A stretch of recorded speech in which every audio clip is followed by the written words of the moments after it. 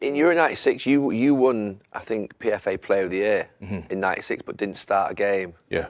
Players Player of the Year and didn't win a game. Didn't start a game in the Euros. That. Yeah, I mean, I didn't start a game. I didn't even come on. So forget starting a game. I didn't even come on. And I remember that was probably the worst time for me because, as you said, PFA Player of the Year. Okay, we didn't win the league that year, but I felt I'd had a decent season, and not to play a minute in Euro 96. I didn't realise you not played a minute. I knew you hadn't started again. Yeah, no, I didn't come on.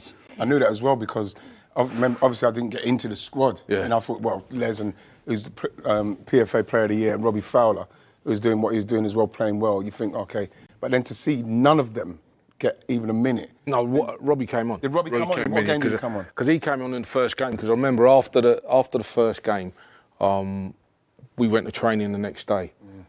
Some of the boys that played did the warm down, and the ones that didn't did a little bit more. And I remember Venables was pulling me and saying, "Look, I know you got the but I know what you're capable of doing. I just needed to see Robbie. I hadn't seen Robbie, and so I needed to see Robbie." So Robbie came on. I was like, okay, no problem. And then in the end, it got to a stage where I was just going home. I was going back to 17, 5 goals. Andy Cole, 15 caps, 1 goal. Ian Wright, 33 caps, 9 goals. Robbie Fowler, 26 caps, 7 goals. These were great goal scorers, but for England, I would say but there must have been managers at the time thought these are really brilliant players. There listen to be reasons at club level, but they'd have not maybe doubts or I'm going with a certain striker and I'll hang my hat on him. Would it be a sheer or whatever? And that's why lads would miss out. Because he could do that. Yeah, because how old's he now?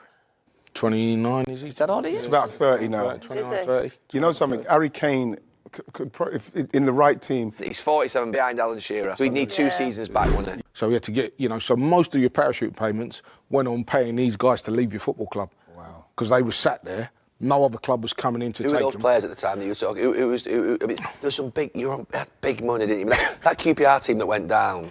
I was working on Sky at the time. I say that's one of the most difficult sides I've ever had to watch. It was difficult in that Premier League season. It was.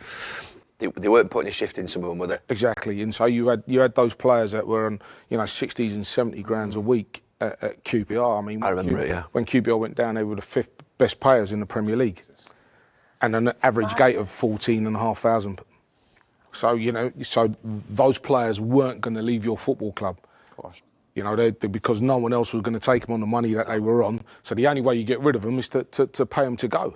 Because what was happening is the boys that you were bringing into the club, all right, the new signings, which were of a lesser grade than the players that were already there, you're bringing in on 15s and 20s. And the boys that are on the 60s and 70s are talking about how crap this football club is. And those boys that are coming in going, this must be crap because we're running around and these boys are in the treatment room, not wanting to play. And they're saying how crap this is. It must be crap because we're running around and they're not. Yes. So the culture wouldn't have been great. So the culture wasn't great. So you're trying to change